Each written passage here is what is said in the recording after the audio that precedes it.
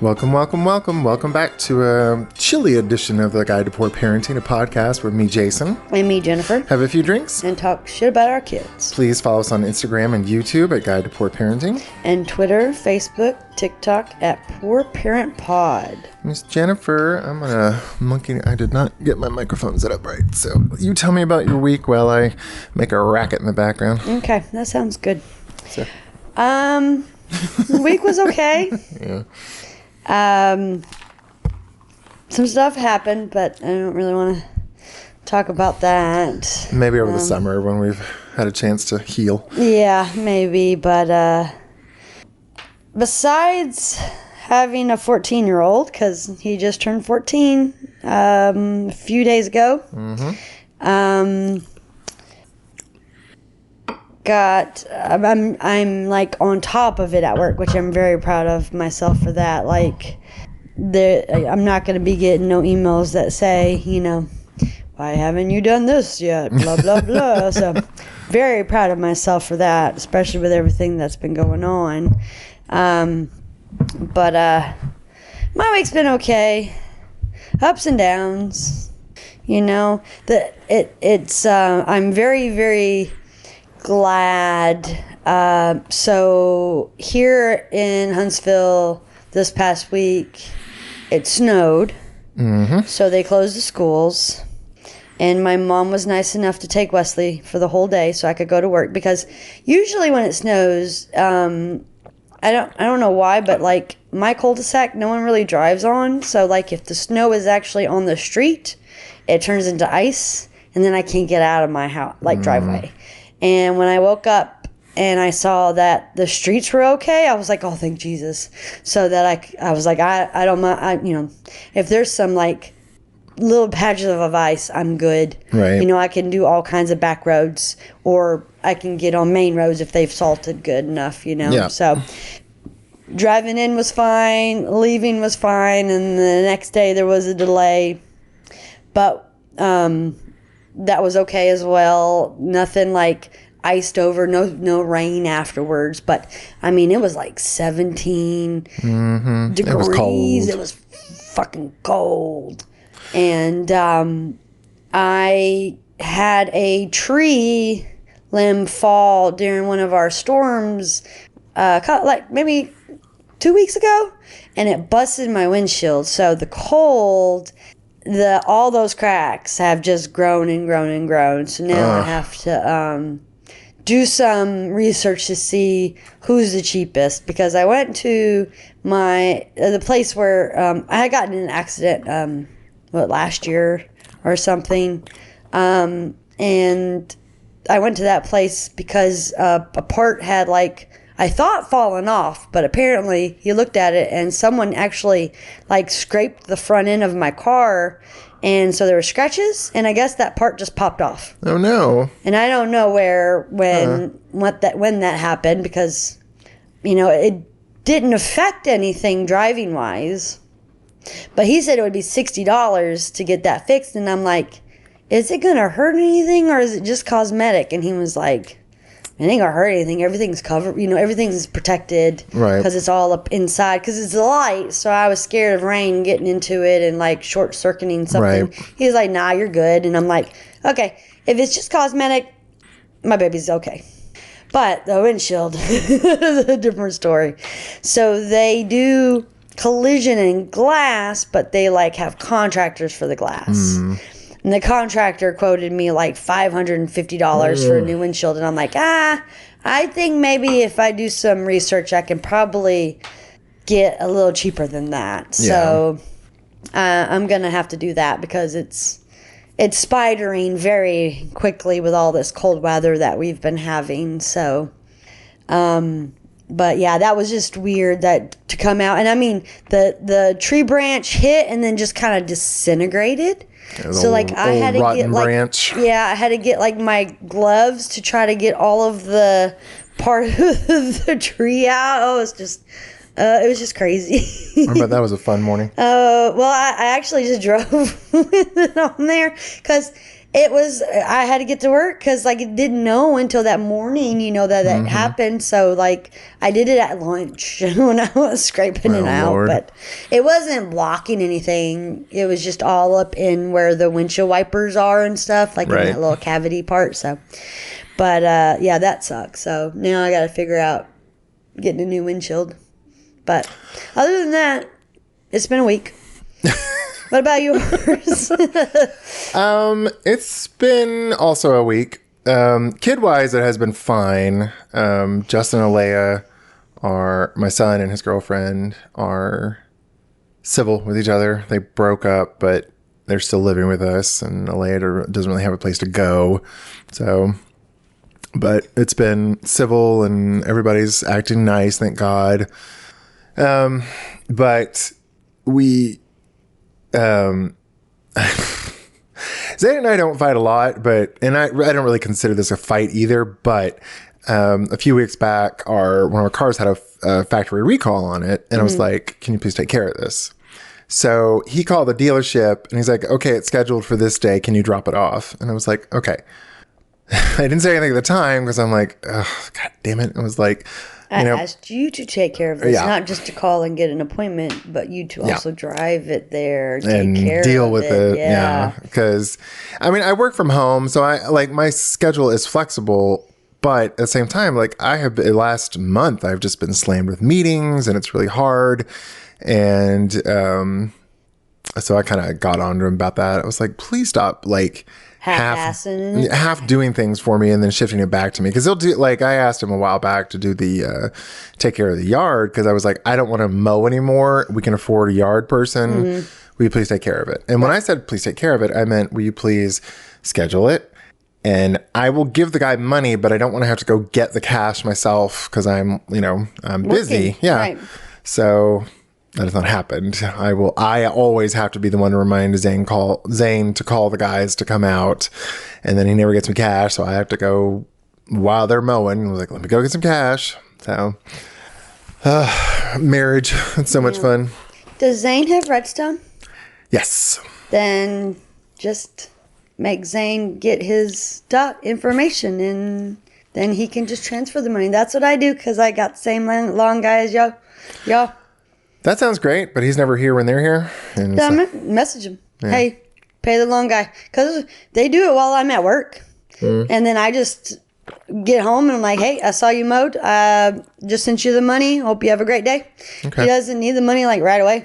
All right. Or I guess he trusts me because we've been doing it for so long. But yeah, I'll do that. I do it when I get home, or even if I'm like, oh, I'm so sorry. I know you came yesterday, but I forgot to send it, but here it is. He's never harassing you or anything. Nope. Okay. I'll mention that, Zane, too. Because that might help. I mean, and then that helps you not have to go to the ATM as well, because that would suck. I would hate that. Yeah. Because I'm never there when they mow, because I know that they're going to come. Yeah. Sometime.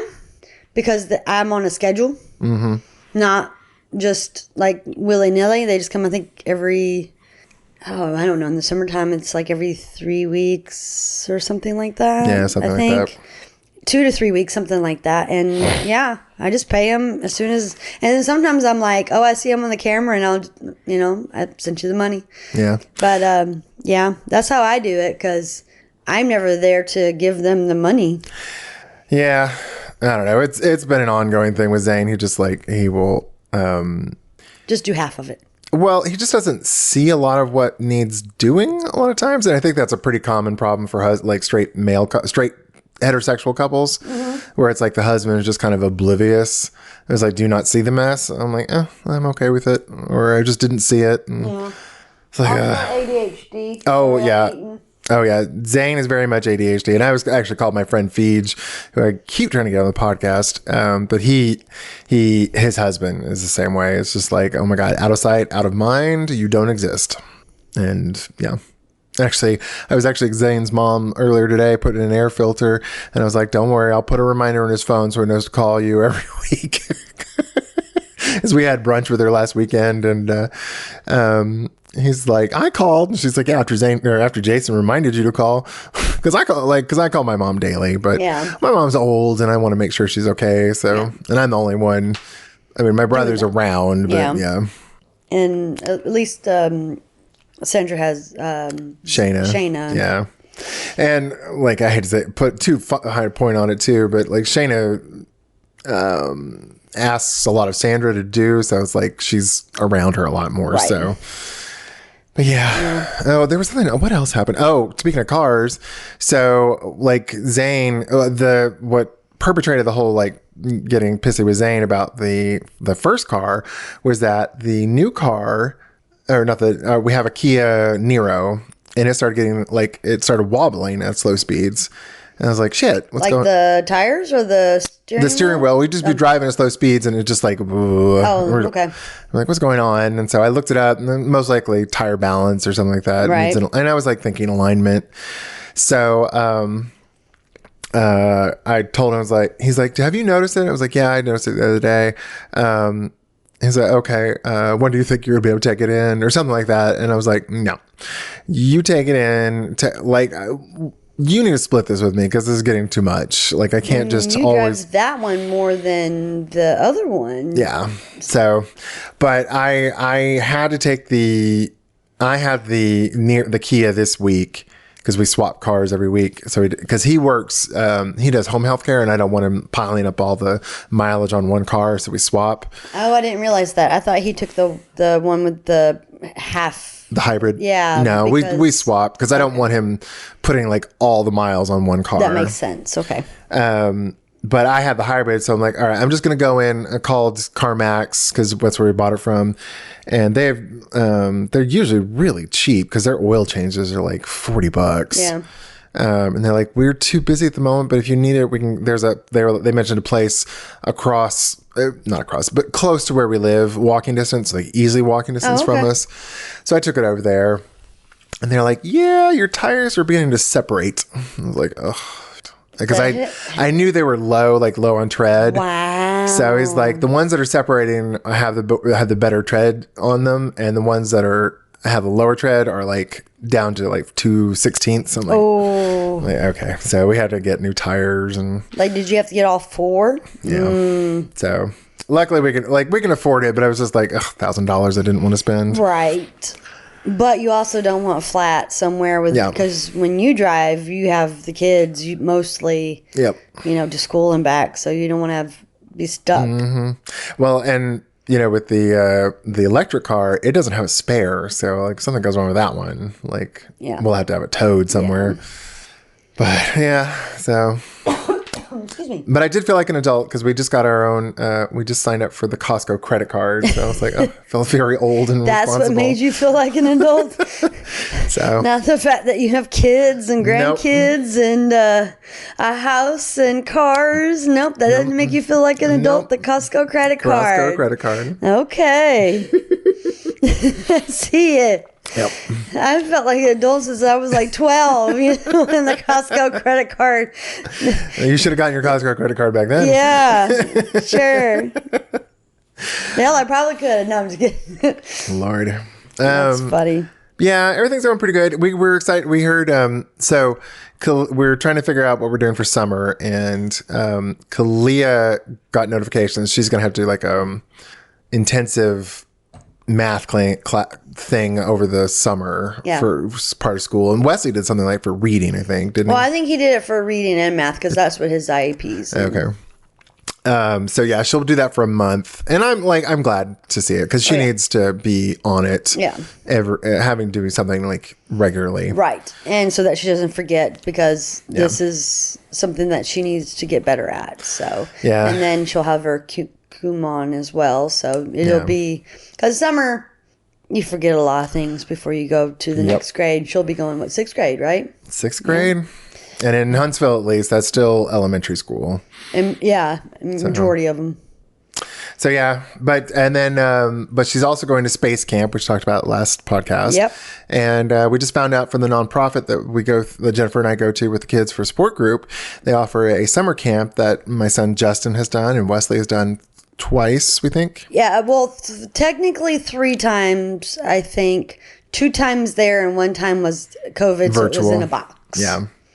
Well, she got accepted, so she's going to get to have 2 overnight summer camp this summer. It'll be fun. Yeah. Just drop her up off, drop her off on the bus, and then pick her up at the bus. And she was like, "I hope I make friends." And we're like, "Yeah, you're going to make friends." And then you said, "And enemies," and she was like, "Yeah." I love your granddaughter. Like, that's my sweetheart. yeah. So I thought that was just so funny. She was like, "I'm so worried about making friends," and then the enemies was like, "Yeah." So yeah. As she sneaks past. All right, so this is probably a good spot for a break. So we'll be right back. And we're back. Did you miss me? We did. Clea, come yell in the microphone. Say hi to our 300 listeners. Hello. Yeah, that was a yell. You're welcome. I got her an icy. I wanted to go to Sonic, and she was like, "Can I have an icy?" I was like, "Have you done all your work?" And she was like, "Not yet." And I was like, "If you do all your work." Well, you said that, and then I was like, "I'll get it." Because I want her to be rewarded. Because, I mean, was it like 6 pages or 10 pages of the Kumon she has to do a day? Like, it's a package. Yeah, they split it now, so it's like 5 and 5. They take each packet of 10 and split it. So she has to do 5 a day? Mm-hmm. Okay. So, but it's still like 50 problems. I mean, it's a lot. Yeah. So, like, I'm wicked proud of her. Yeah. And she's been doing her at Huntsville City Schools. They have, all the kids are required to have, even like down at kindergartners, they have computers. Yeah. And she has to do something called iReady, which is like has a reading component and a math component. Mm-hmm. And the teacher said, because she's so behind, she needs to do it every day. So I told her, I was like, you got to do your math, at least your math every day. Your reading, she has a requirement of 3 a week, but I was like, your reading I'm less worried about because she's doing well. Right. But I was like, your math, you have to do every day. And she just gets all butthurt when I tell her that. But and I'm just like, why don't, like, after school? Well, knock it out. That's what she has been doing, but she was like, I've already done my 3 for the week. That's why she didn't do it yesterday. So, because for our audience, we're recording this on Saturday, and I picked her up yesterday from after school, and she hadn't done them, and so I made her do. No, I told her she could do her iReady today. Yeah, because it was already getting late. Just the math, because she probably already did the 3 readings. She's just not doing her 5 maths. Yeah. She probably should do 7 maths and just do them every single day. All right. So we are now going to introduce our I don't not necessarily cocktail, but our drink. Our drink. Yeah. What we drinking on? This is a Bogle Family. Bogle Family Vineyards. This is one of those for our listening audience. This is that group of like 6 or 7 wines I bought from Costco when I got that coupon.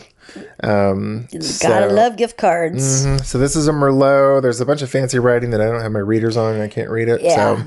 So it's pretty good. When we started getting ready for the podcast, she's like, Jennifer's like, or I asked Jennifer, I was like, what are we drinking? She's like, how about this Bogle? I was like, go ahead and open it now. Let's air it out. And it helped because it mellowed it out. I'm sure it did. Because it's a little on the dry side, but it's not punching me in the back of the throat or like taking all of the saliva out of my mouth. I like it. Yeah, I do too. Do you want to refill? This one at all. I drink this one again. Yeah, me too. Definitely.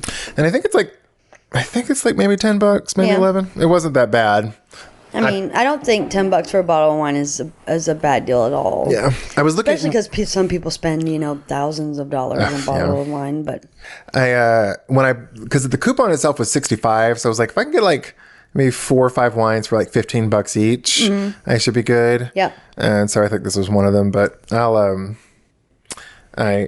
and here comes the big fat cat coming to sit in my lap while we do the podcast. You cannot have my snack time. I'm sorry, buddy. Uh-oh. Auntie Jay's coming to get you. Auntie Jay's coming to get you.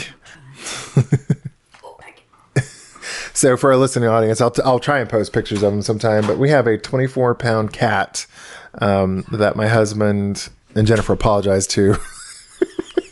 But he's a big old boy. And Zane, the funny story behind that one is that Zane got him from one of his hospice patients. Yeah. So he had a client who was dying, and the cat, this big old fat cat, belonged to him. Garfield. Let's just think Garfield, because fat, except for the lasagna part, but fat, orange, and white. And grouchy. And I don't really like him that much. He's sweet, but he can be a grouch, and he's powerful enough to hurt you. Yeah. So it's like, it's not a lot of fun. It's not that I don't like him. You're wary of him. I'm very wary of him, yes. Like, he'll... And it's like lately, like, I don't know if he's trying to like butter me up so that he can attack me, because that's how I feel. But like, I'll sit on the couch and we'll be just chit chatting, and I'll have my phone, and he does this little jump thing, and he'll hit my phone, and it's like, hey, I want to be petted. And then I'll pet him, and then his tail will start doing that little flick, and I'm like, no, fuck you, go away.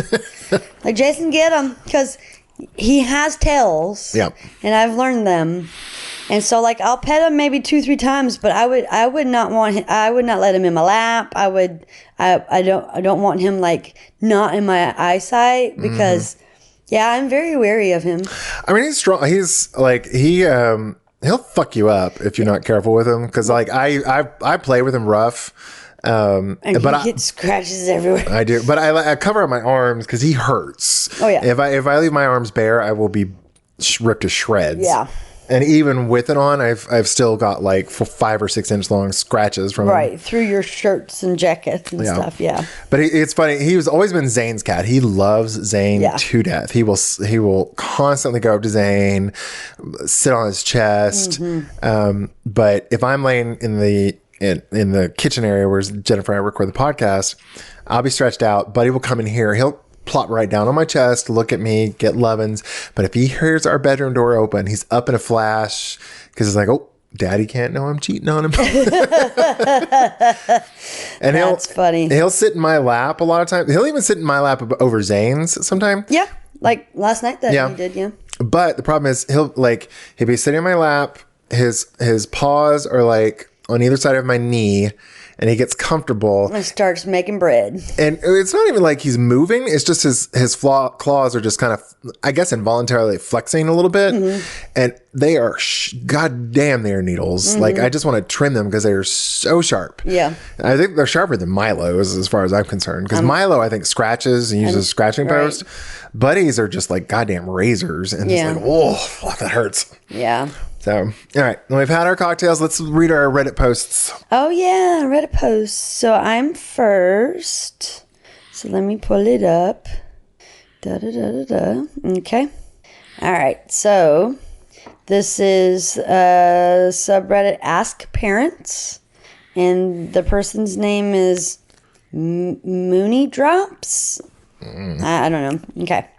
So question is, how much freedom do you give your 17-year-olds with friends? So the tag on this says not a parent. So I'm guessing this is from the kid.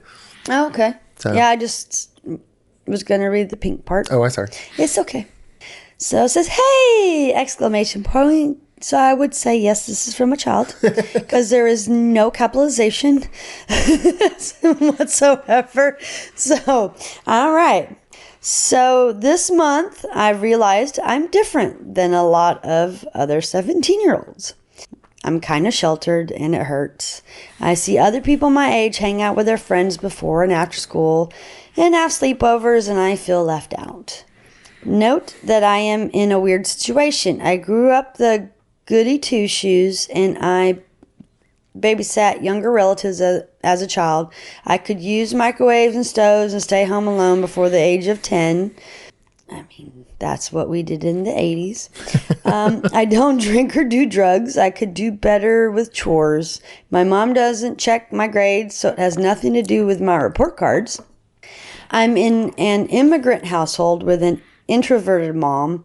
She gets annoyed when I want to hang out with friends, quote unquote, too much. And then in parentheses it says, AKA more than twice a month. Wow.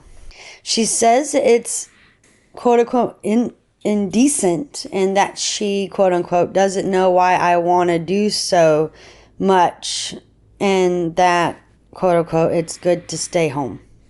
If she's busy on days I want to hang out, that's fine and understandable, but it's like she doesn't encourage me to be social at all, which pains me as an extrovert.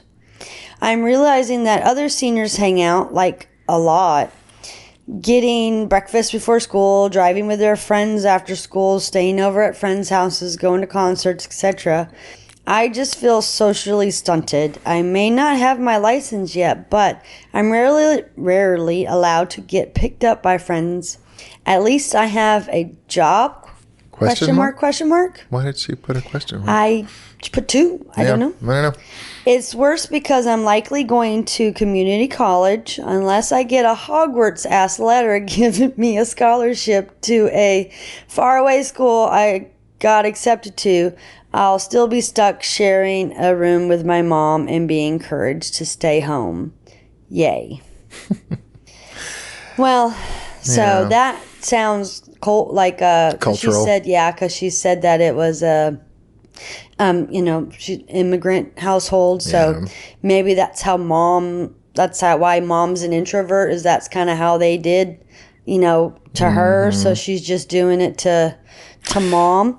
But if she has a job, I mean, well, I was gonna say also it may be a little bit of like mom may be agoraphobic and scared to be out on her own, so she's kind of relying on her daughter to be there for her as a friend too. And that could be it, especially because she says when she's busy, it doesn't matter, but when mom's at home, she wants the kid at home. And I'll say, if you're 17, why don't you have a driver's license? And I don't know if the question mark on the job means she has a job, but then does mom take her to work and then pick her back up again? Because that's a lot of driving. I'd be like, get your driver's license, borrow my car because I'm not going nowhere because I'm an introvert. Like, I don't know. I feel bad for her because, she should be able to. If you were our 17-year-old, if you were mine, I'd be like, get the fuck out of the house. Well, and I'm thinking you got a job, especially if you're going to you've already decided you're going to college. You might not be able to afford, you might not have gotten a scholarship to go to Hogwarts, which I find hilarious. But to another school, at least you're trying. And to me, community college is better than going to a 4-year school and spending that much more money. You're doing right. So if you read further down in the comments, someone actually said maybe join a team or club for a little socialization. I was like, I think that would probably be her best situation. Especially if mom's like religious, you might sign something tangentially related to so it like doesn't raise red flags, or just say, hey, I need to join this club because I need to put it on my college scholarship once I get out of community college. I mean, all kids lie to their parents. This is not really a lie, because they do want you to have other well-rounded extracurricular activities. So if you say, hey, I joined, band or... Well, and then if she's an immigrant, maybe I joined Spanish club or I joined German club or, something to... And that requires me to go out at night and meet up with the teacher and the kids or something, Or if your family's religious, maybe it's something maybe not like, oh, I'm going to join a cloister and become a nun, but like, oh, I'm going to go join like the Catholics kids raising money for homeless people or some shit like that. Or a cult. I don't know. I will say that silly. I feel bad for this person because it's like she's in a weird situation or an atypical situation for an American teenager. And Jennifer and I had I don't think either. Like, I had good grades, you had good grades. We didn't have a lot of rules at 17. No. Well, I was very, like I said, you were very trustworthy when I was 12. So, I grew up quickly. I've always been called an old soul. I don't know if that's a good thing or a bad thing, but it's a sign of your trauma. That one on the nose, definitely. But I mean, I just feel bad for her. But stick it out. I mean, it will get better, especially once you're out of the house. And at that point, it may be time to start talking about like boundaries with mom if she's kind of like incestuous about like, you know, or enmeshed with you. Right. But yeah. Good luck. Yeah, good luck. We think it's odd for you to not have that much freedom either, but it will get better. And you're, you know, as much as it sucks now. Just think it's not the rest of your life. Yeah. You can get through it. Yep. And maybe talk to her. Yeah. Try. Maybe. Yeah. I don't know if you have Set her or up not. on a date. Huh? Set her up on a date. Is she single? If she's a single mom. Do a Clueless. Yeah. Like, find a teacher at your school that, you know, is single and ready to set her mingle. up. Yeah. All right. So my turn. Your turn. This one I saw and I was like, this is so me. So I had to bring it. It's from the parenting subreddit from JS Morning Coffee. The title of the post is trying to convince daughter to wear a bra.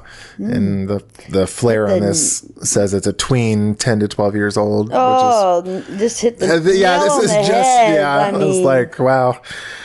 There is nothing new under the sun, I guess. Yeah. Okay, the post says, I am looking for the correct language to use and trying to convince my 11-year-old, in parentheses, 5th grader, that it is time to start wearing a bra. I don't want to come off like it's shameful and we need to cover our boobs, and that is why we must wear a bra. She's a little bit of a contrarian. While she and I do have a good relationship, she's built up this mentality that she needs to argue over everything with me first. 12. Yep. And when it was time to start wearing deodorant, it took months of back and forth to finally get her to wear it consistently.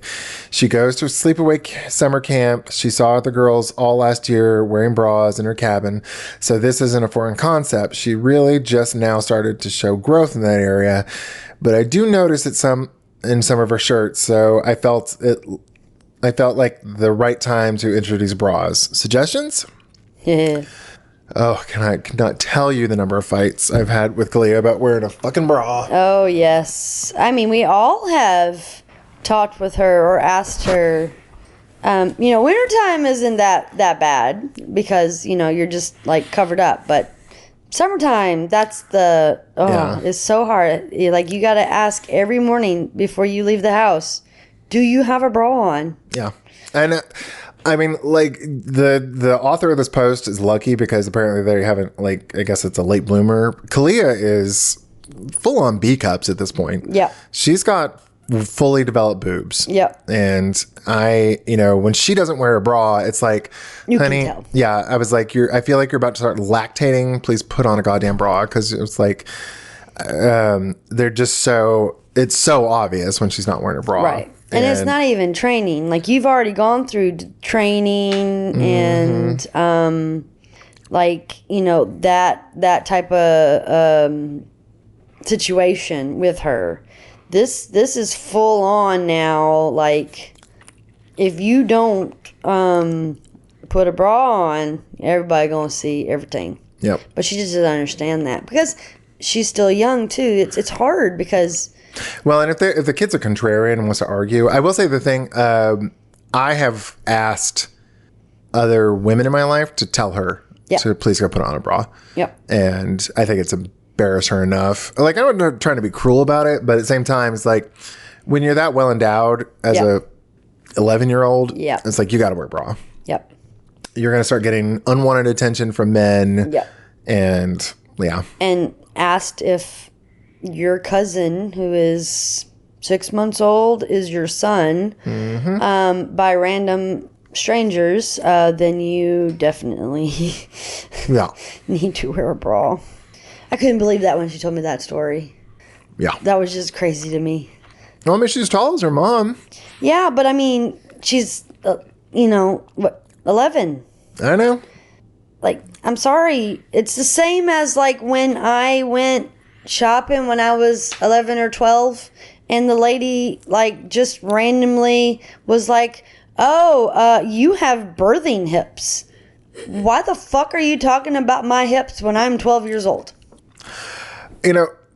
On that thought, I will say, like, men are horrific with the shit they say about women's bodies, but other women, especially older women, say the most fucked up shit. Oh, yeah. To especially younger girls. I just am like, I cannot believe you would say something like that to another woman. Yep. And that was a lady telling me that I had birthing hips. Yeah. I'm like, dude, I don't know if I had my period yet or not, but I'm like, I'm not thinking about like. Why would you ever say something like that to, like, what? Yep. Yeah. Don't ask me. I don't know why the lady said it to me. Yeah. But I guess for JS Morning Coffee, if you have other women in your life, get them to talk to her about it. Yep. And just daily reiterate. Just keep on. Yeah. Don't let her leave the house without one. It'll be a fight, but she'll get over it. Yeah. And she'll thank you. And we're sorry, but yeah, hopefully in the future, she'll thank you for just, keeping on. And the fact that she said she won the fight over deodorant, I'm still fighting that fight. Yeah. I'm about to say, you're fighting that fight too still. Well, I'm not fighting that fight. You let him be stinky. I don't know what he has like 18 things of deodorant. True. Didn't you say... And it's like, I want this one this week, and then this one, I don't understand why he needs so many different types of deodorant. Like, didn't you say one time he like took his shirt off to put it on, and he had like a ring of caked on deodorant? Oh yeah, because he didn't take a shower. He just puts the deodorant on top of the old stuff. Oh yeah. And I'm like, showers? Ew. But now I will say we're talking about fighting with preteens about bodily stuff. Yeah. Getting Cleo to shave her armpits has been the hardest thing for me. And that's hard because that's 12. Yeah. Wait, what? That's 12? Well, how old? She's 12, right? The girl in the story, or talking about Cleo? She's 11. 11. But I've been trying to get her to shave her armpits for years. But that's hard because she's 11. That's what I was trying to say. Oh, okay. Words were just not coming out right. Because she's 11. Yeah. Because I didn't start, I don't think, shaving my underarms until I was in middle school. But I think you were a late bloomer compared to Kalia. Well, I mean, I think when did you start? Is a late. You cannot. The only reason why I say I think it was middle school, I could have done it before then. Do you remember when you started menstruating? I don't. No, I don't remember shaving. I don't remember any of this stuff. Well, but the reason why I say this is I do remember girls getting picked on. For having fuzzy armpits. In middle school. Mm. It was never, I don't remember, I also went to so many different elementary schools that I can't tell you if it was just because it was in another country where they don't shave their armpits, right. Some Germans don't shave their armpits, so they don't care. But I do remember other kids getting picked on for hairy legs. And the only reason, there was one girl, she was I want to say, is it Seventh-day Adventist where they can't shave their legs? Maybe. Some religion where they can't shave. And she got picked on for it. And I was like, y'all leave her the fuck alone. Like, you don't mess with me. Like, in middle school, like, I had my group of friends, and yeah, you didn't. We took up for people. Were you tall back then? Yeah, I think I've always been. Yeah, you were the enforcer. Always been tall, but I also got bullied so much in elementary school. I don't think I got bullied so much. I don't think I got bullied when we were in Germany, but I always got bullied in the States about my scars on my face. That when... Okay, so back up. My mama says I was a bully when I was in kindergarten. Right. Because if you were 6 and I was 5, you were the boss because you were older than me. Mm-hmm. If you were 4 and I was 5, I'm the boss because I'm older than you. Right. But if we were both 5, we had to fucking fight it out to see who was the boss. That's what my mama says. I get that. I guess I learned, maybe because I got in trouble so much. Kindergarten fucking sucked for me because I was with my mom my whole life, and then all of a sudden she's dropping me off at this random place and leaving me all day. So like I cried for 2 weeks, and the teacher put me in a corner, which made me cry more because I don't know what's going on, and it it's not like, you know, registering in my brain. My mom is coming every day to pick me up, but I'm still stuck in this place. I'm not at my house, you know. So I don't know if that, just kindergarten sucked. And then I think in you know, first grade, I started to understand, okay, let's not fight. And then when I started getting bullying, it was like, okay, well, my mom's going to get mad at me if I fight somebody, which I don't even know what fighting at 5 years old looked like, you know, but it was, okay, I'm going to come back at you. Oh. So this is where my quick wit and my humor started to grow, was elementary school, first grade on, because I knew my mom would get mad at me if I fought, but if I diffused a situation with either humor, or if I, you know, like got back at you worse than you calling me Scarface, right, then you leave me the fuck alone later. Yeah. Because that's all it is. Bullies are just trying to get a rise out of you. Yep. But if you don't but if if you don't react to it, then it like puts them in their place. Yeah. And they're like, oh, okay, well, she's not going to fight me, you know, or I'm not going to get her in trouble, so let me just pick on somebody else. Then I became a don't pick on people. A raging and then bitch. Yes. Very much so. But, so, yeah. That I don't know how that became out of a brawl story. Sorry, guys. I went on a tangent. My bad. We're talking about teasing about hairy armpits, I think. Oh, yeah. Yeah. So, I mean, with you and the brawl, just keep on it. I mean, eventually, it's either going to be people at school are going to start talking, or she's going to finally get it.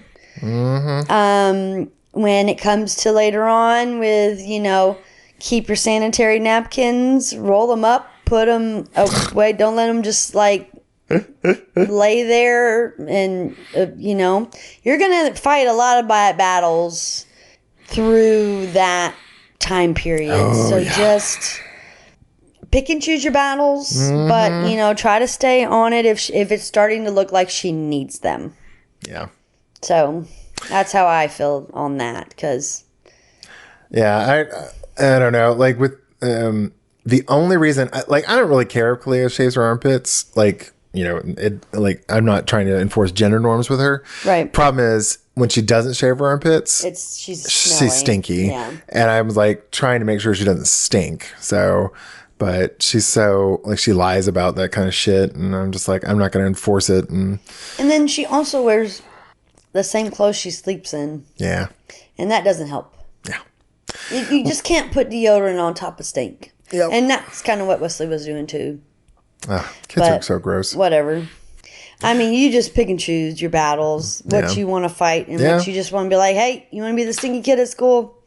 Yeah, sometimes you just got to let them suffer. Yeah. I mean, it or sucks, you got to, you know, they got to hear it from somebody else, unfortunately. That's true. All right, so what's your next one, Miss Jennifer? All right, so the subreddit Ask Parents, I want to say that's Maxor. Is that an R? Maxor 6868. Oh. Yeah, 6868. Maxor 68. I even made that big and I couldn't read that. Do you need readers? Yeah, I need readers, yeah. Question is, do you ever feel that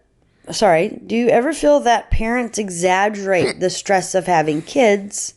And this is not a parent. Okay. Okay, so this is an honest question. I know that online you mostly hear the worst experiences because people are most likely to vent than to share when things are going fine.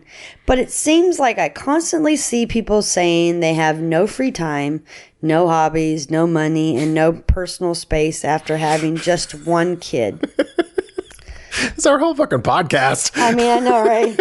I see posts about how a husband playing video games for an hour on a Friday night is grounds for divorce, or how a mom falls into deep depression because she can't even watch 15 minutes of Netflix. I don't understand this perspective. I don't have kids yet, but I hope to in the next 5 or so years. My parents have always told me that American parents in particular exaggerate how difficult parenting is. We're an immigrant family. Why are you giving me all the immigrants? I don't read them fully, but I'm just being silly. So we're an immigrant family, and my mother had many kids.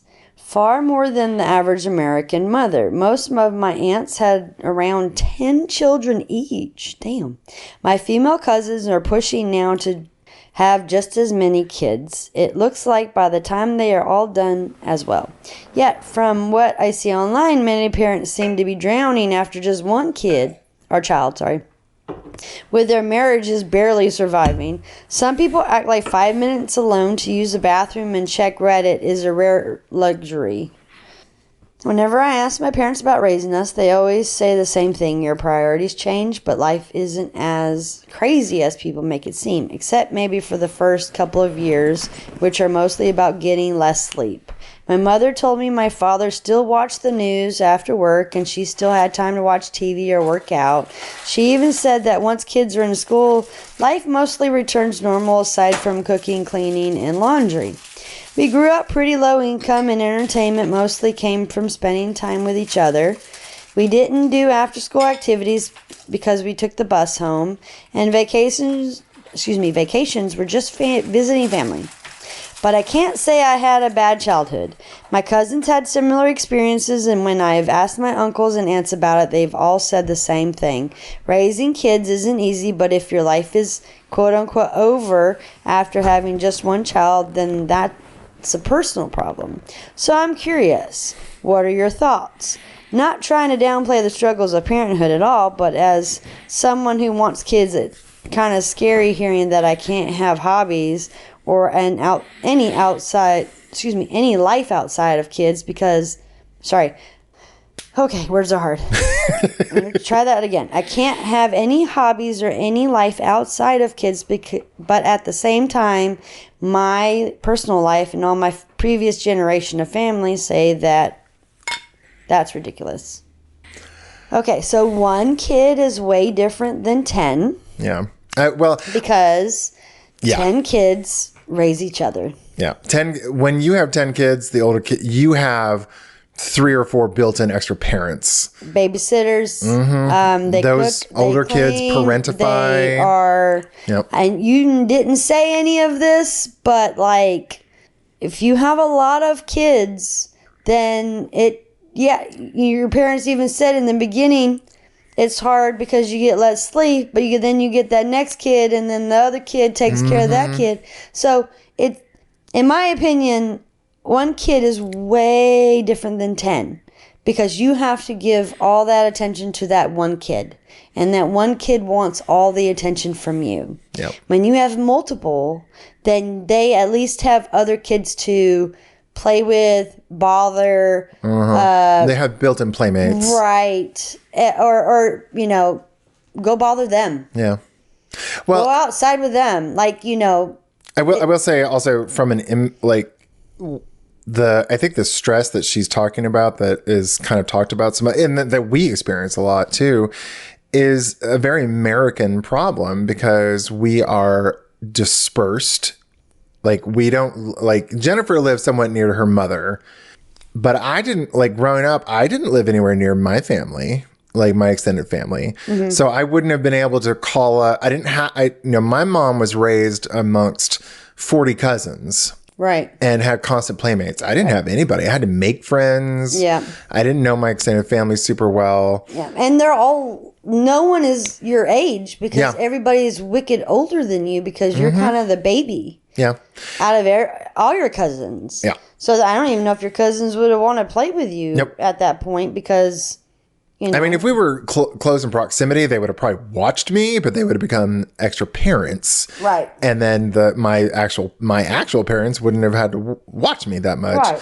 So this, what she's describing is a very American thing, I feel like, because we are so dispersed. We don't live close to our extended families. We don't have those built-in networks. Mm-hmm. I mean, if I lived on the same block with a good chunk of my family, or within easy walking distance of my family, I probably wouldn't think raising a kid is all that difficult either. I'd be just go outside, go play with your cousins, go do whatever. Yeah. We know everyone in the neighborhood. That's fine. And if you're in an immigrant community, that's probably what your life is. You're being raised around 10 siblings. So your older siblings have been parentified. Right. They're taking care of you. You have your cousins. Yep. And so and then you also have your aunts and uncles who will discipline or take care of you. So you're that way. Yeah. So in her scenario, it probably won't be bad if you have 10 kids of your own. Yeah. And you stay close to your immediate family, your extended family, you'll be fine. Yeah. Because you just go to grandma and grandpa's. Yeah. Or then go to you auntie. can go watch 15 minutes of Netflix or go poop without your, 2-year-old knocking on the door. Hey, what you doing? What you doing? Because you only have one kid. Yeah. But Jennifer, she is 43. Yeah. 43. If let's say she gotten pregnant and had Wesley as a birth child at 39 and you didn't have a partner or you had a partner. I mean, if your husband, let's say you were a stay-at-home mom, God forbid, I can't imagine you being a stay-at-home mom, but let's say you were a stay-at-home mom and you didn't have any family nearby. It's like you've got kid 24/7 because you can't afford to put him into daycare because it's so goddamn expensive. Right. And you have no other support system. You're lonely as all fuck. Yep. And your husband probably is coming home exhausted. From working. Yeah. And probably was never thought to think, I should probably help my wife. So he's like, I'm just going to go play my video games. While my wife has had a kid stuck to her tit or hip all day. Fucking day, yeah. And it's wanting to just cry because I get no break from the children. Yeah. So, I mean, the stress that you're hearing about this, whoever wrote this, Maxor 6868. Yeah. It's an American thing. Yeah. Because I don't like it. Yeah. And if it's just one kid too, I think. Well, but I mean, if you're surrounded by your extended family. Yeah, one kid, I'd be like, fuck it, just go hang out. I'd be like, here, auntie. Mean, the first couple of years, you're probably not going to be like, hey, go to grandma and grandpa's down the street because it's scary nowadays. But I mean, but really I mean, I could probably call my mom or my auntie and be like, hey, could you come watch the kid while I take a shit? Right. Or a shower. Or just, can I have a nap, please? Mm-hmm. Kind of thing. Yeah.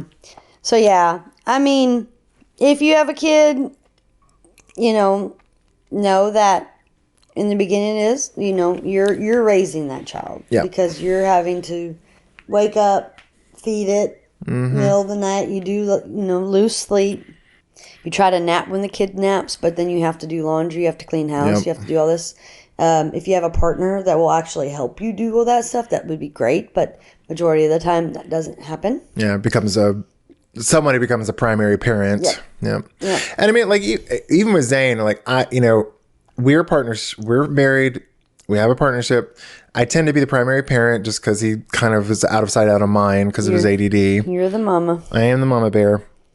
But even with just one child, it's 3 nights a week, I had to take her to tutoring. She's got tutoring 2 nights a week. Mm-hmm. And so I have to leave my job a little bit early, pick her up, take her to Kumon, and sit in the car while she does tutoring. Mm-hmm. And then one night a week, Zane takes her to gymnastics. Mm-hmm. And before Kumon, it was one night she had art, one night she had gymnastics. So it's your evenings get eaten away because you have to be their taxi driver everywhere. Right. So yeah, even with one child, it can still my brother and sister-in-law, they have 2 kids. Yep. And the older daughter plays softball, and every fucking weekend they are out of town playing softball because they're doing that travel ball, which is just expensive. No, they're in high school now. Oh, but even still, she has practice 3 times a week. Yep. And she's got something to go to. So it just. Yep. It's, I think, and because we don't have a public transportation system, you can't just throw your kids on the bus and say, hey, go over there and take care of it, come back for dinner. Well, and then she said that she didn't have any extracurricular activities, so they just went home. Yeah. So they didn't do all of that, which is also more stress on the parents having the extracurricular activities, But, so, yeah, but, whew. Yeah, it's, growing up in, I would say, immigrant families, especially tight-knit where they're all close to each other, raising children is probably a whole lot easier. I mean, I remember when we lived in Germany and I got 2 summers where I flew to Germany by myself to go visit family. And I was 10 and 12, I want to say, or 11 and 12. I don't remember exactly, but got 2 summers. And I'd be at one aunt's, and if she wanted to go do something and I didn't want to do it, I'd go ride the subway, or I'd go ride the Straßenbahn, what's that? Streetcar, or the bus, and go to like my opa's, my grandpa's, or I'd go to my uma's or my uncle's, and I'd be walking around Nuremberg all by myself, just going to my family because I could, and it was safe, and I never had any fear. Yeah. But that's not a reality in most of... Not anymore. Maybe in like more dense cities like New York, Chicago, if you're not in a bad neighborhood. Right. But still, I would still be scared. I mean, but like if we were in DC and my kid was like, can I walk down 3 blocks to my friend's house? I mean, 3 blocks, because, DC but if they blocks are not like Las Vegas blocks. Yeah, no, nothing's like Las Vegas blocks. All right. Yeah. All right. So last one. Another one I felt was appropriate. I'll try and find you less immigrant stories, but I was just being silly because it just was like immigrant family. It's like I'm not technically an immigrant family, but well, I just thought they had a little bit of. Yeah, I just thought they were interesting. No, they are, and I don't mind. I mean, I was just joking. I know. All right. So, this is from the adoption subreddit. The user is Freaky Fawn. Ooh, Freaky Fun? Fawn. Oh. Like Mr. Tumnus from Lion, Witch, and Wardrobe. I liked fun better, though. So the name of the title of the post is "Looking to Become Dads, adoption." So it says, starting our adoption journey, looking for insight and advice. My partner and I are beginning to seriously consider adoption. After years of discussing it, we've reached a point where we feel ready to provide a stable, loving environment, but we also know adoption isn't something to enter lightly. Boy, are you right. Yes. I'm aware that adoption affects everyone involved, especially adoptees, and I want to approach this with care and respect. I'd love to hear from adoptees about their experience, both positive and negative, or challenging. What do you wish prospective adoptive parents understood before starting this process? For adoptive parents, what are the biggest lessons or unexpected challenges you faced? For single dads or gay couples who've adopted, what specific hurdles did you encounter? Are there any ethical, supportive agencies you'd recommend? I've had some negative experiences with faith-based agencies. Me too. In my professional background, so I'd appreciate insight into navigating that aspect as well. Finally, are there any pitfalls, scams, or agencies to be aware of? I'm looking for honest advice on how to navigate adoption thoroughly and responsibly.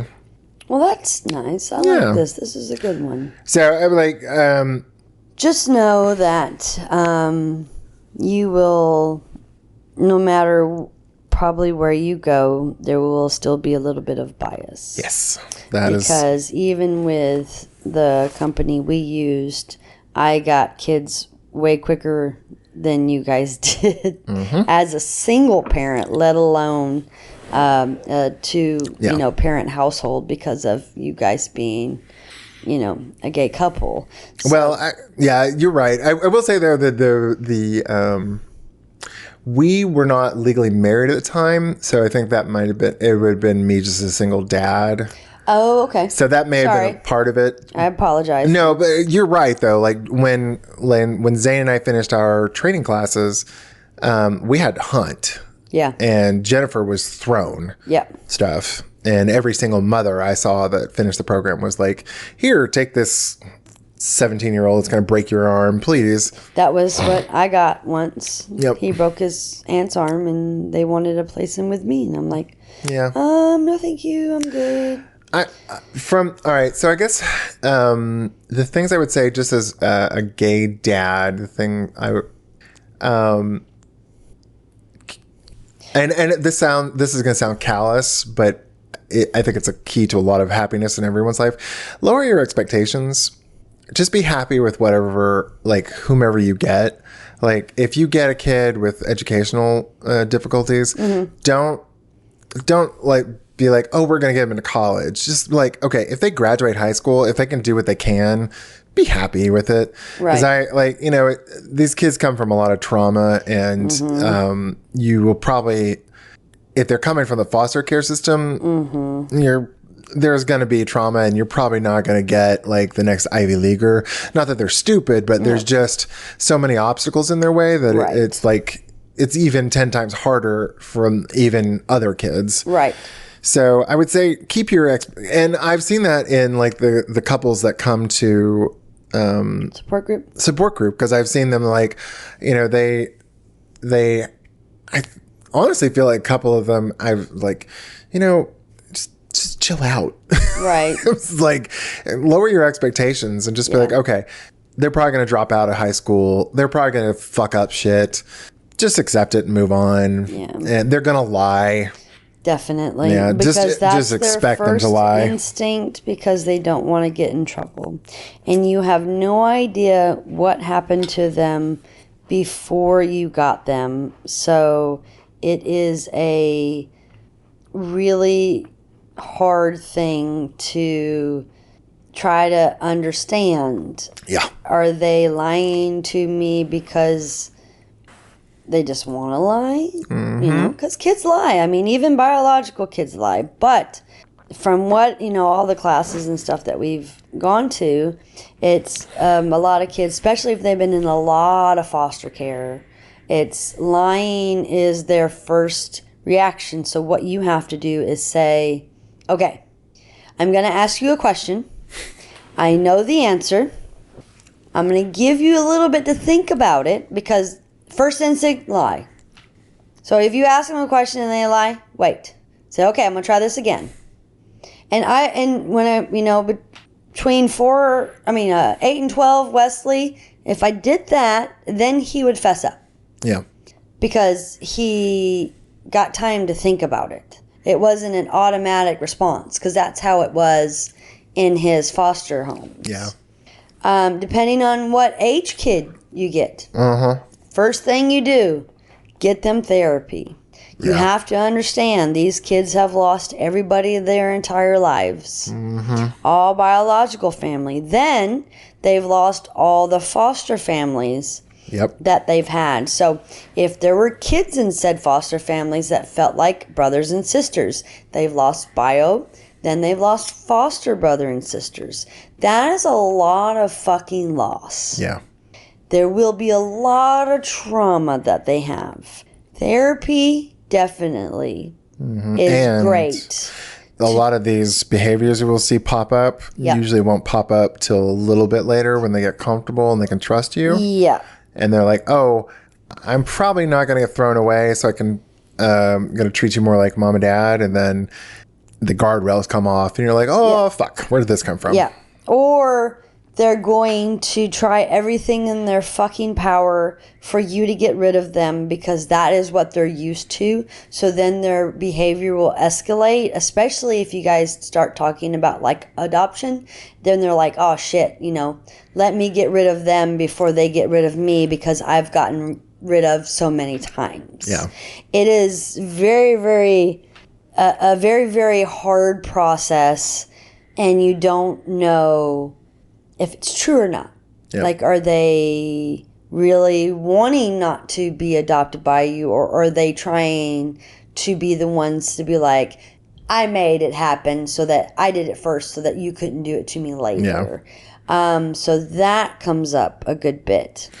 I will say for gay dads specifically, I haven't seen a ton of discrimination in the foster care system. There are a lot of fucking religious people who do this, so just be aware. Yeah. But the social workers are so just ready to like give these kids to anybody. Yeah. They probably won't care too much. And the kids have a say. Yeah, the kids, especially over 13, the kids have a say. But we've known maybe like 7 or 8 gay couples that have adopted successfully, and they like, just like all of us, they have their challenges, but it's more like just because of the trauma dealing with kids, not the agency. Right. I will say, having gone to the support group and having watched it myself, and it's a kind of a cruel thing to say, but you kind of have to harden your heart a little bit, because you have to be willing to understand you may love them, but they may not stay with you. Yeah. And you have to be able to say, okay, I can handle it. I can let them go. I love them, but I'm not going to be there, end up being their parent. Because I've seen so many parents in our support group dealing with that. Yeah. They're just so heartbroken. I'm like, you just kind of have to accept it. Yeah. And it's so hard. Right. And it breaks my heart to watch them go through it. Yeah. And if you don't want to go through that, then don't foster. Yeah. Well, even some adoptions too. But I mean, like, in my case, I was like, I don't want to foster kids. Yeah. I want kids that have already had the TPR, which is the termination of parental rights, so that the parents can't come back and be like, I want my kid. Because I knew in my heart I couldn't foster a dog without wanting to keep it, that there was no fucking way I could foster a kid and give it back to somebody, you know? So you have to think about that as well. So if you can find an agency that can help you, like, you know, with the agency that we used here in Huntsville, APAC, they did that for me. I was able to say, this is what I want. And then whatever the kid they sent me already had that. Now, technically, you have to foster before you adopt, but a parent can't come back and be like, I want my kid. Yeah. Because of that TPR. Now so just kind of... Yeah, you have to figure out how tough your heart is to be able to handle that. And I don't have a tough heart. Yeah. She's a delicate flower. I am not a delicate flower, but I just know that, Yeah, it's like I will say though, like you should be, if you go through the foster to adopt system, like different states have different rules. Like I know Texas has a system where you can foster, but it's like kids who are most likely going to be have their parental rights terminated. I think Alabama has something similar, where it's like legal risk kids. I think that's what I've heard. Okay, I don't know, but Zay and I did the same thing because he didn't think he could foster and then adopt out. But we've known people who've fostered and then got custody, or fostered and then lost. They didn't get custody. So that is a good place to start thinking. Can you do this? Because if you can do the foster to adopt and you want a younger child, that is the better way to go, because usually you can't get a younger child because it's still going through that process of, is the parent really trying to get their kid back, yes or no? So that depends on what you want as well. Like if you want a teenager, well then most of them already have TPRs. But if you want like a 2-year-old, then you might have to try to you're gonna have be to a foster parent and then possibly lose the child. So you have to kind of talk to your partner and figure out, what can you do? Like what can your hearts do? You might be like, I can do it. And then, halfway through it, you're like, oh, wait, shit. I can't do this. So, and you can change your mind. So it's not like, you can't, but just as I would just say, like you said, kind of, you have to harden your heart a little bit, but you still want to love the kid because they're in your care and you want to show them some love that they might not have seen before they got in. Because, something bad had to happen for them to be in foster care. So. And be like, even when it's easy, like I will be the first to admit, like we had it easy with Justin. Yeah. And we have it pretty easy with Kalia. Yeah. But it is still, like, the whole thing has probably been one of the most stressful things I've ever had to deal with. Right. So, like, even when it goes well, parenthood is still incredibly stressful. Right. And your support network, your friends, find other village. Find other parents.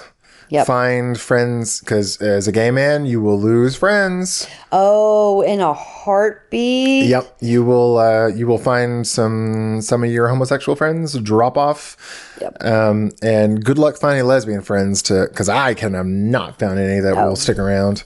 Well, not that they won't stick around. Now you do. I don't have any lesbian friends. Jessica but they're so busy. But you still have lesbian friends. Yes, I do have lesbian. I don't want to say that I don't have lesbian friends and they're loyal to a fault when I've had them. I'm just saying, like, it has been the hardest thing as a man in my mid-40s to make lesbian friends, and I miss having lesbian friends. You just have to take me places with I guess. Use you as the bait. Lesbian loves me. Even though I'm straight, they just like flock towards me.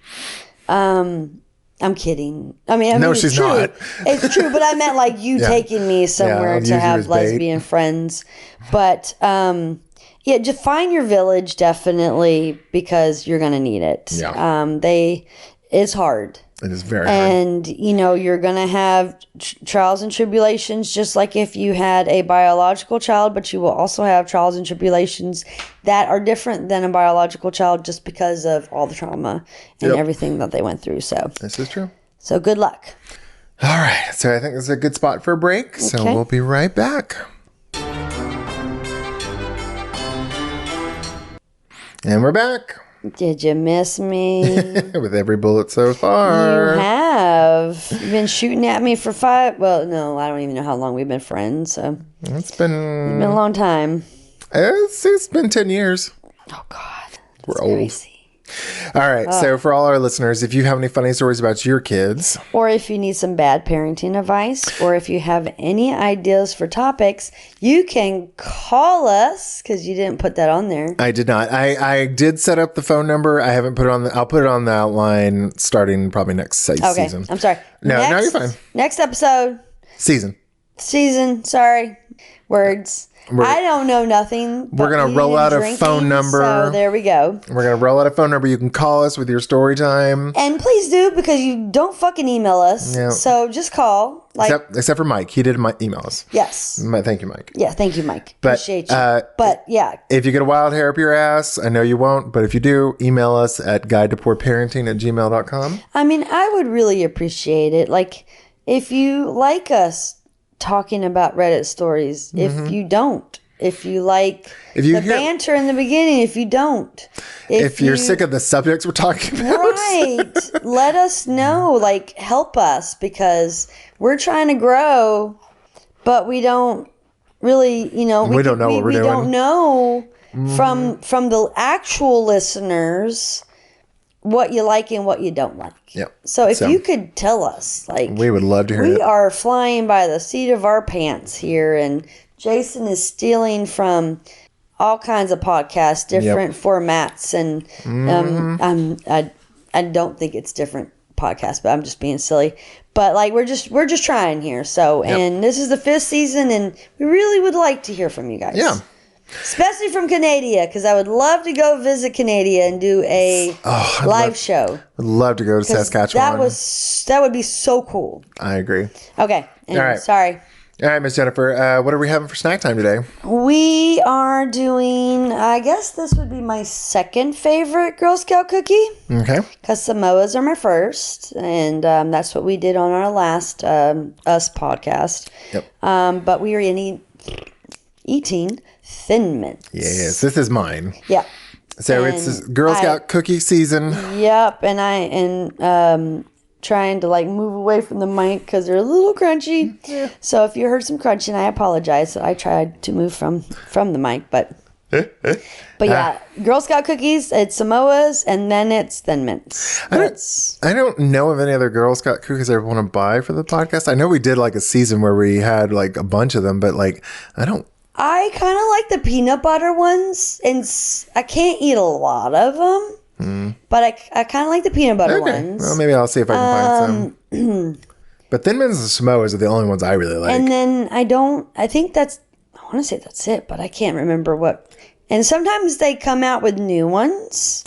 I think we bought I remember one season when I bought 4 boxes and we tried them. I think we got Sandies, and I don't think I like those. I don't. That was like the kind of pecan-y ones, right? Isn't that I don't know. They were gritty, if I remember correctly. Yeah. And I think there was a lemon one or something. Oh yeah. But I'm not a huge lemon flavor fan. Yeah. So. I mean, I like lemon stuff, like lemon meringue pie. I like lemon meringue pie. Do you like lemon meringue pie? I do like lemon meringue pie. One more time, Jennifer. No, I like lemon meringue pie.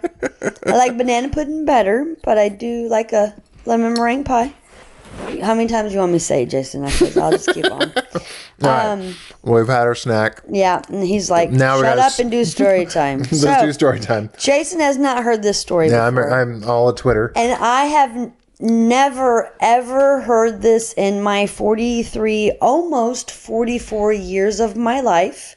I, yes, am a white woman, but I have grown up with many, many, many black people in my life, throughout my life. And this past Martin Luther King Jr. Day, kids were out of school. I don't know if he went to Boys and Girls Club or if he stayed with you. I can't remember. I want to say that he stayed here with you for some reason, because we get in the car on the way home, so it's probably 6 o'clock at night, and he's in the back seat, and he says, "I'm very upset with you for not wishing me a happy Martin Luther King Jr. Day." What? And I'm like, okay, I don't know if I heard that correctly. Can you please say that one more time? He was like, "You didn't wish me a happy Martin Luther King Jr. Day." And I'm like, who wished you a happy Martin Luther King Jr. Day? Because I have never heard of that in my life. And he was like, "Well, I think Justin and Alea did." And I'm like, I think you're lying to me right now, because I have never heard of this in my entire life. That is so funny. But I was just like, yes, it's his birthday, but why would I wish you someone else's birthday? Now, I just want to make sure I heard that this happened Monday of last week. Yeah. Well, so I think it's January. And it, Oh, I thought President's Day is President's. in February. Yeah, that's It's what February. I was about to say. We So had this Monday was in off. January, but February. What the fuck? Whatever. But I'm like, dude, I've been alive for a long time. Because you're old. And I've never, ever wished anyone a happy Martin Luther King Jr. Day before in my entire life. And I will not ever wish anyone. Why? I mean, it just threw me. What an odd thing to... The things that he fucking harps on. That's so Did funny. you wish me a happy fucking birthday on my birthday? No. But you want me to wish you a happy MLK a Day. happy birthday for Martin Luther King Jr., who you don't even fucking know. I doubt he even knows what he did. Well, I really hope he does, but my God. I've been to the hotel where he was shot. I've been to the church. I know about him, but I'm still not going around wishing people a happy fucking Martin Luther King. The fuck? Do you think this is Valentine's Day or St. Patty's? I was so thrown. What do you get someone for MLK Day? Do you get them Bible? Make them watch the video. Roots? I had a dream. Oh. Oh, is that too much? He was not in Roots. But I have I know he wasn't in Roots, but I just meant something I have a dream speech maybe. I know he wasn't in Or fucking hell, Roots. the bombing of the church with the babies. What the fuck you want? Get him a cherry bomb. I'm like, oh, wow. And I need to go ask them if they did wish him, because I forgot to ask them. But I'm like, That just floored me. And I That have is never heard of that before. so funny. So if any of you guys have heard about kids wishing other kids, please email me because I've never heard this before. Crazy, right? Good one, right? All right. Well, to all our listeners, happy MLK Day. Yeah. Be sure to tell your kids, I guess. Yeah, apparently. Oh, God. Well, thanks for listening to all our listeners. Thanks for listening to another episode of A Guide to Bored Parenting. If you like our podcast, please give us a 5-star rating on whatever platform you're listening on. I'm not working on, but listening. Working on. I'm working right now, damn it. And if you don't like our podcast, just like when our kids ask why they can't have a Band-Aid, even though the spot of blood on their pinky is so small, I couldn't see it until I put on my reading glasses. Tough shit. God damn it. I know I told you if you're bleeding, but it has to be continuous blood. You can't just wipe it off and it not come back. That's Jesus the Christ. Band-Aid. Bye, guys. Y'all.